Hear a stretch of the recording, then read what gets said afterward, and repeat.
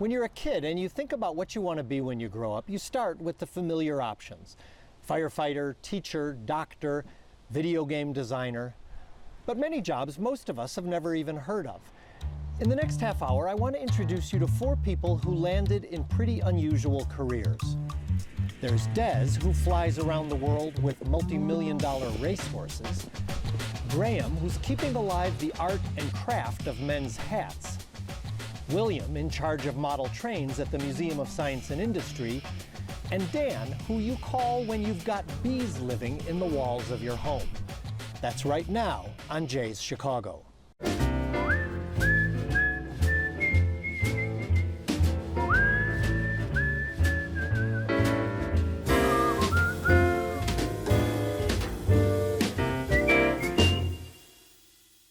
Hi, I'm Jay Shefsky. The first person I want you to meet has a job you probably don't want. He's the guy you call when you have a giant beehive in the walls of your home. But he doesn't only want to help you, he wants to help the bees. This is just a small part of the beehive, which until a few minutes ago was hidden behind the walls of this Oak Park house. And this is the guy who is saving it from the exterminator. My name is Dan Parazek. I've been a beekeeper for about 10 years. I was a carpenter, and a friend of mine knew I was a beekeeper. Turned out he had bees in his house. So Dan helped his friend rescue the hive. He did it as a favor, but he says he got hooked. It's pretty messy work, but I seem to like it. Keeping a watchful eye is the building's manager, who heard about the bees from an allergic tenant. When we started looking at it and we started watching the amount of bees going in and out, we realized it was more than just a couple. And so then after contacting Dan, he came out and he used an infrared camera, and it's huge. Dan has agreed to let me join him up on the scaffold. I get a Tyvek suit and a helmet with netting, but Dan, I notice, is less protected. You're wearing shorts. I mean, the bees can fly up your legs. They have on occasion. And you know they're up there, and you know they're going to sting you. It's just a question of, when and where. But to give you a front row seat on this operation, cameraman Tom Siegel attaches a GoPro camera to my helmet. When we get up there, I see that Dan has already removed the siding and revealed the hive. But it's just a fraction of it. So how many bees are there? I see thousands, I think. well, it goes from here Yeah.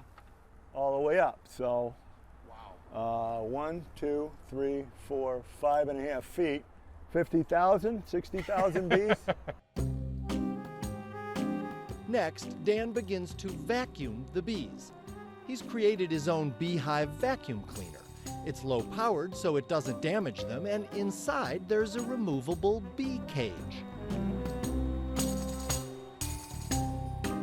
Once a section of the hive is bee-free, Dan cuts off some of the comb, revealing many more bees to be vacuumed up. The honey-filled comb is also being relocated. But here's something I never knew. Not all the comb is filled with honey. There are also baby bees growing in there. So the reason they're all bunched up here is they're trying to keep this warm because there's some eggs and larvae there. Can you see those there? Yeah, those are actually larvae. To give the eggs and larvae the best chance of survival, Dan needs to store them at the same temperature and humidity as the hive. So Dan puts that part of the comb into a homemade incubator. Dan does about 40 beehive removals a year. You can also hire an exterminator to come out and kill the hive, though even some exterminators now recommend relocation. Dan says there are reasons why you don't want to exterminate.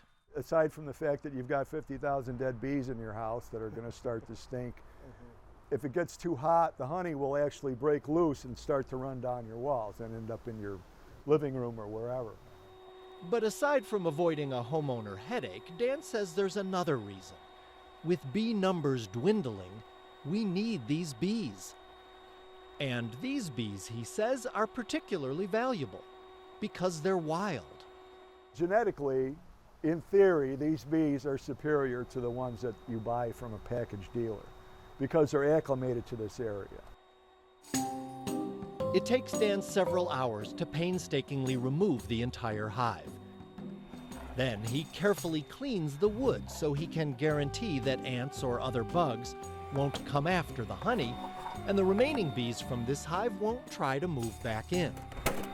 Then he closes up the wall, and down comes a cage full of bees from inside that vacuum.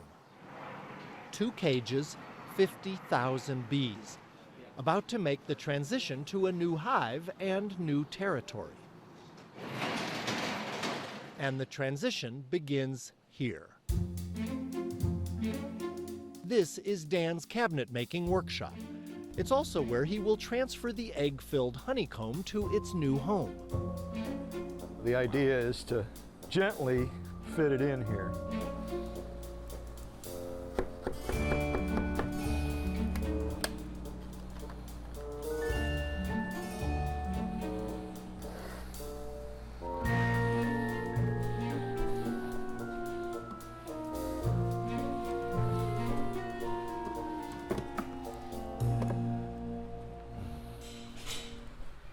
Dan's workshop is in a huge old Chicago industrial complex.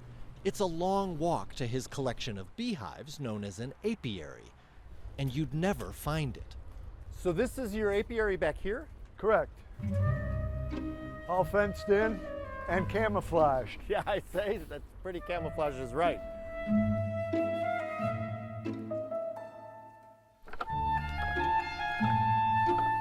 Dan's apiary has 24 hives, and all of them are relocated wild beehives.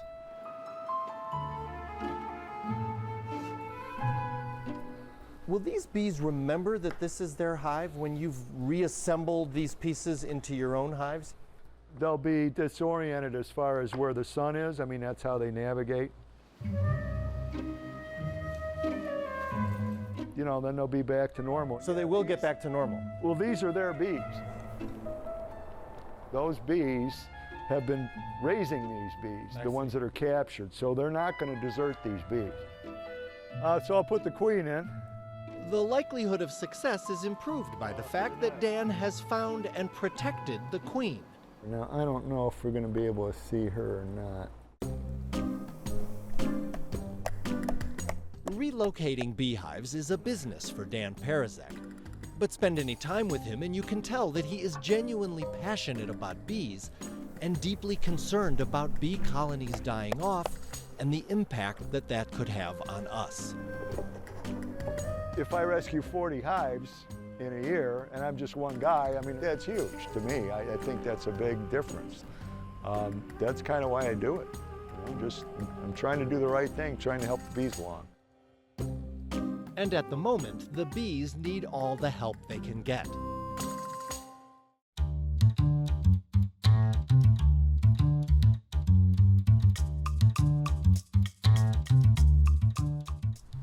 Next unusual job, hat maker. When I wear a hat these days, it's most likely to be a baseball cap, not a fedora. Graham Thompson would like to change that. What do you notice about this 1916 photo of a crowd on Michigan Avenue? Or this photo? Or this one? I'll tell you what I notice. Nearly every man is wearing a hat. There was a time when most men wore hats most of the time. And a hat did more than keep your head warm. The hat that a man wore and the way he wore it said a lot. As a result of all this hat wearing, there were once dozens of hat makers in Chicago. Today, as far as we know, there is just one maker of fedoras and other classic men's hats left, Optimo Hats in the Beverly neighborhood. The owner and chief hat maker is Graham Thompson, a Chicago kid who loved old movies and hats. Love the old film noirs. I used to watch those with my dad. And one of the first objects that I really wanted was a good hat. In high school, Graham's love of hats led him to a South Side hat maker named Johnny Tyus. When I made my way to his shop, it was just the coolest thing ever.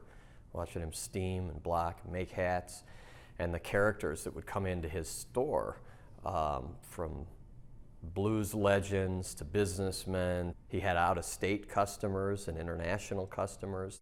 In 1995, Graham returned from college with a degree in economics and Japanese. When he stopped by Johnny's hat shop, Johnny broke the news that he was closing up the store and retiring. By the time I got home, I thought, I wonder what he's doing with his business. I picked up the phone and talked to him, and we worked out a deal that week for me to take over his business, that I would pay him over a certain amount of years, and he would train me. Graham bought all of Johnny's equipment and opened Optimo Hats in Beverly. Johnny stayed on for several years as employee and mentor. And for Graham Thompson, that was heaven. He loved hats like I did, so I'd ask him questions. Why is this felt so good, and why does that brim snap so well? Optimo makes both straw and felt hats. Their felt is made from wild animal furs, primarily beaver. Most felt hats you see are made out of wool. Wool is one of the lowest quality things you can make hats out of. The felt arrives looking like this, what they call hillbilly hats. Then at our workshop, we form our hats, and they're formed over blocks that look like this. We have many different blocks, different sizes, crown heights, and shapes.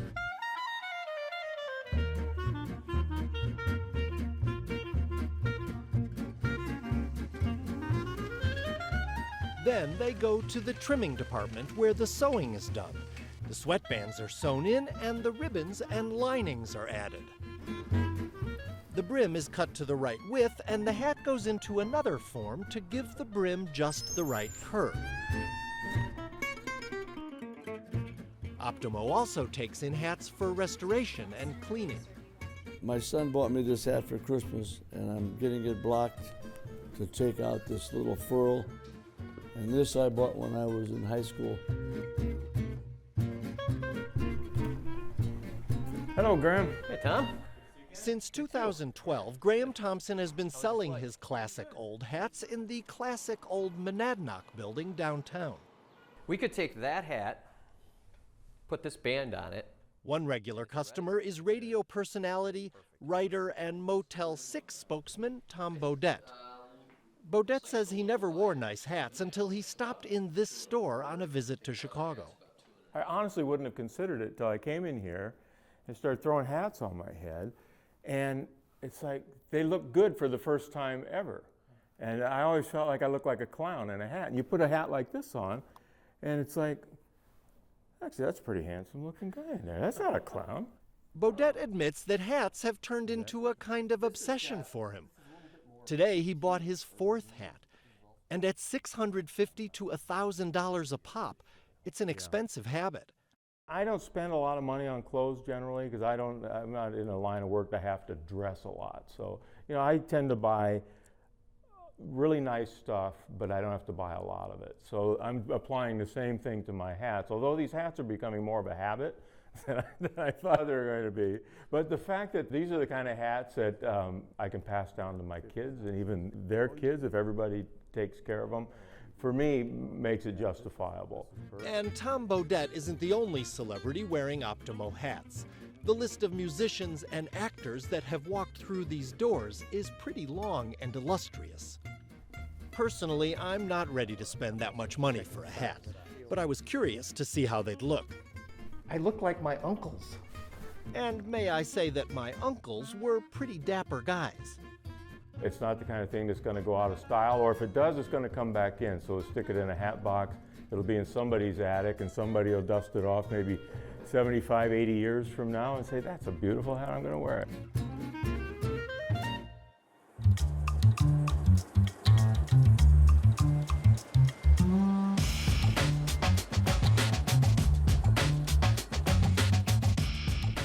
In this show, people who make a living in unusual ways. This next job would be a dream for any model train lover. But the guy you're about to meet got the job by accident.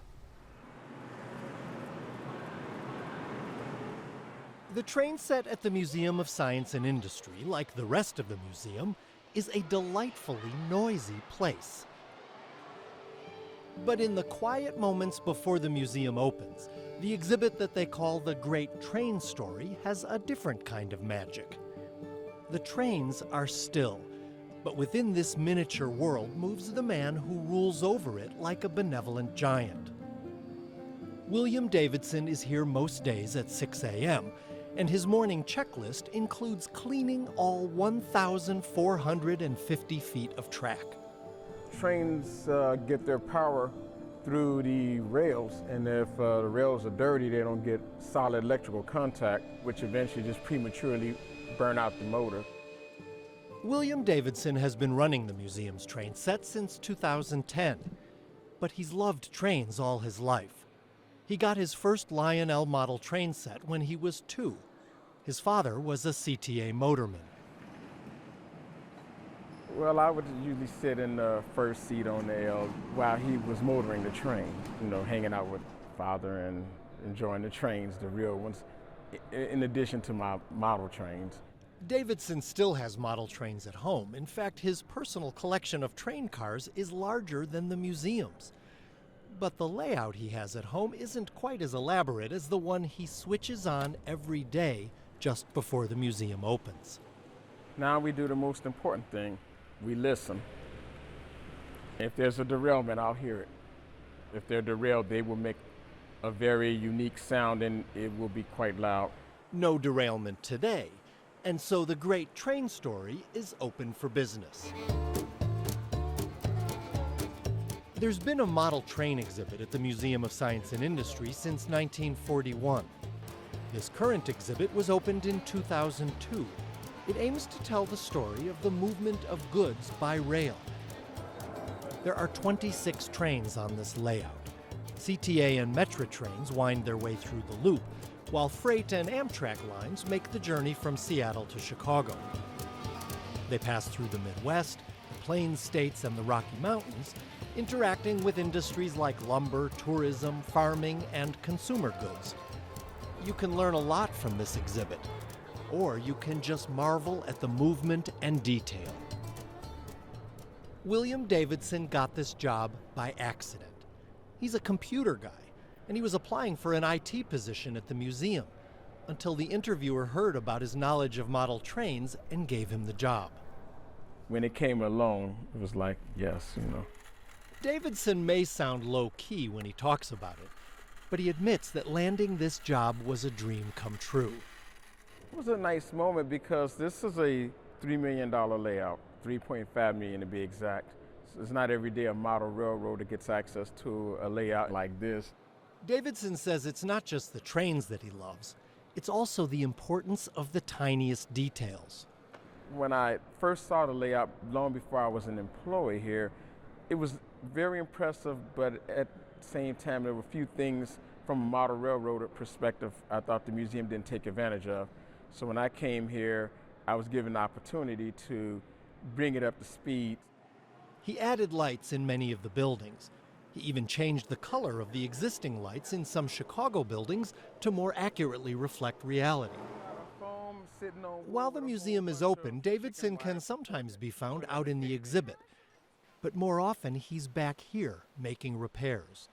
Our trains undergo a lot of extraordinary wear and tear that you would not find normally at a home layout. The engines, it's a constant battle to keep them running all day long. And we keep plenty of spares on hand. So if an engine's down, it doesn't bring down the whole layout. We just pull that engine off, bring out one that's ready to go, and we're back in business in a matter of minutes. Why do people love model trains so much? Davidson says that for him and for many people, it's the miniaturization. But as we stood and watched his miniature world, this son of a CTA motorman revealed what is certainly in the hearts of many model railroaders, a passion for the real thing. You get around real trains, you can feel the vibration of the engine. It's almost like it's alive. You notice this is a very powerful mechanism and what it's about to do. Even when riding on the L's in the subway, love the smell of that subway. Just had that strange axle grease smell to it. It's something very primal about trains.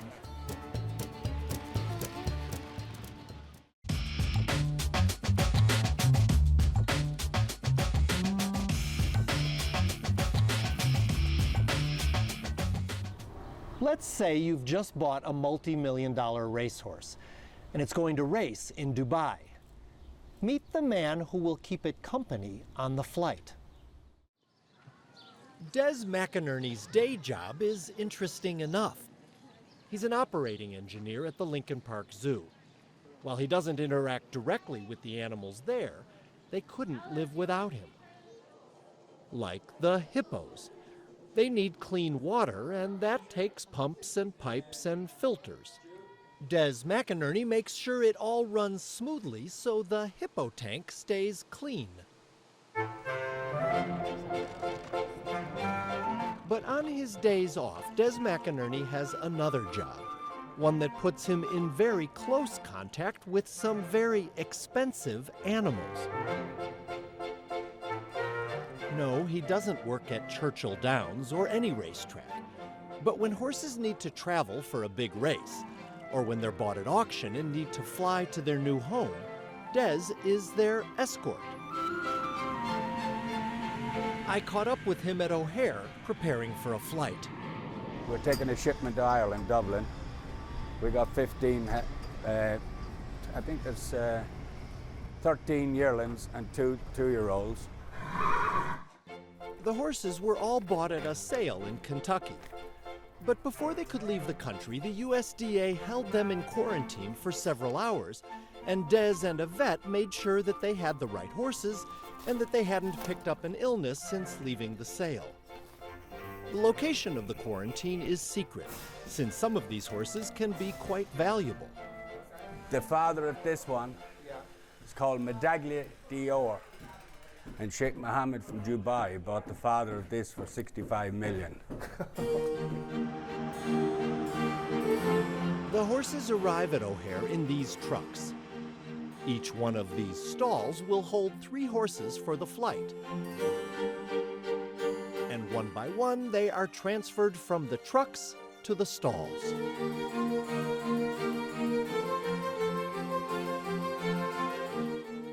When I was a kid back home in Ireland, it was always ponies to ride and donkeys and stuff like that, so that's how we got into it. And then as we got older, got onto the racehorses.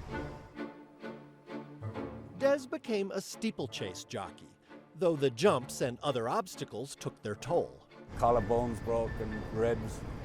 Now I've had 2 hips replaced. All right. As a safer alternative, Des began traveling with the horses more than 40 years ago. First on boats, then airplanes. Watch out, we'll bring the door up. What's it like for a horse to fly? Well, the majority of them handle it good. Well, it depends on weather, everything. You know, if you get it clear, not too much turbulence, good pilots up front, it'll give you a good takeoff.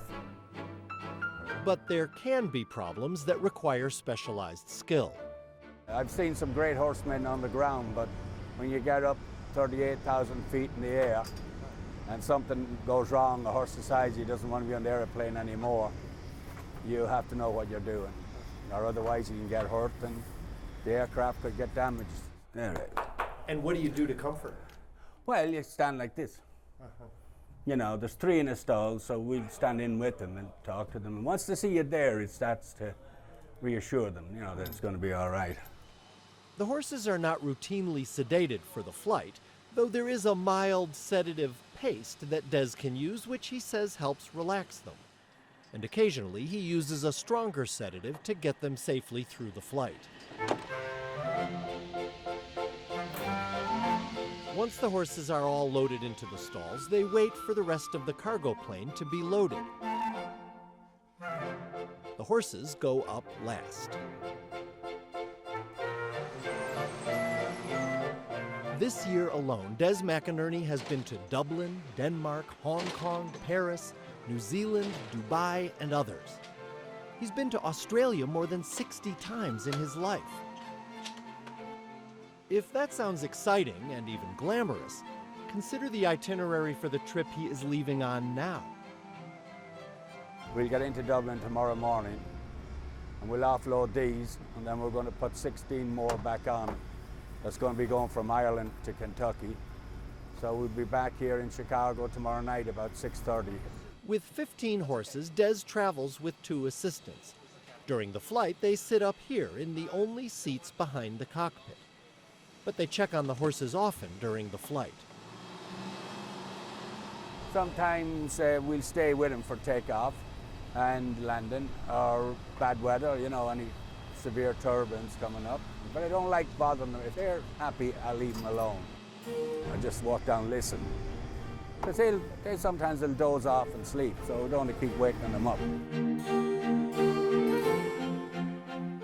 So the next time you're considering sending your racehorse to Dublin or Dubai, rest assured that your trusty steed won't have to travel alone. If you'd like to watch any Jay's Chicago stories again or share them with your friends, go to our website at wttw.com/Jay's Chicago. And while you're there, tell us what you thought of the show or give us your own story ideas. I'm Jay Shefsky. Thanks for watching.